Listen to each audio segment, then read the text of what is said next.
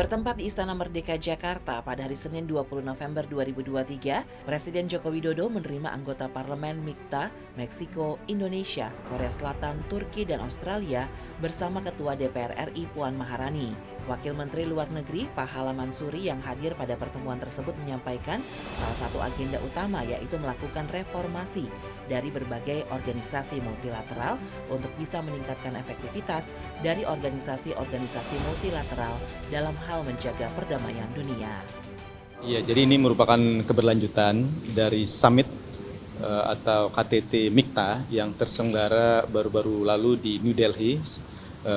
di sela-sela dari pertemuan summit G20, di mana pada waktu itu merupakan summit pertama. Padahal MIKTA ini sudah kurang lebih sekitar 10 tahun terbentuk.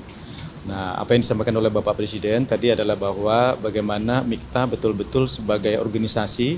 yang terdiri dari 5 negara middle powers yang pada saat ini memang membutuhkan adanya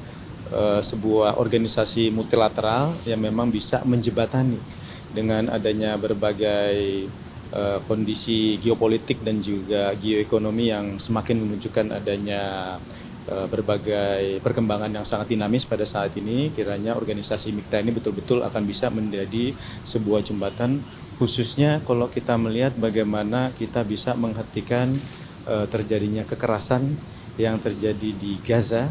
mengingat bahwa memang salah satu yang pada saat ini menjadi agenda utama dari MIKTA adalah bagaimana kita bisa melakukan reform dari berbagai organisasi multilateral untuk bisa meningkatkan efektivitas dari organisasi-organisasi multilateral dalam hal menjaga perdamaian dunia. Jadi itu yang pertama. Yang kedua tentunya adalah terkait mengenai kerjasama di bidang ekonomi.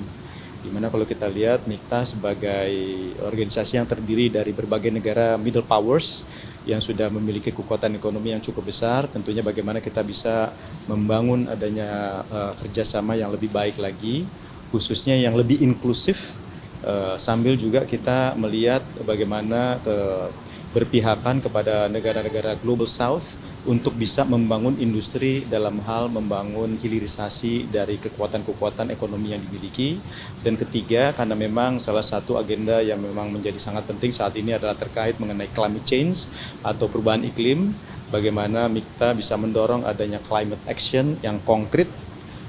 untuk bisa mendorong adanya transisi energi yang lebih adil, sehingga betul-betul akan membantu negara-negara Global South untuk bisa mengembangkan energi yang baru dan juga terbarukan sebagai salah satu jawaban terhadap tantangan perubahan iklim yang ada.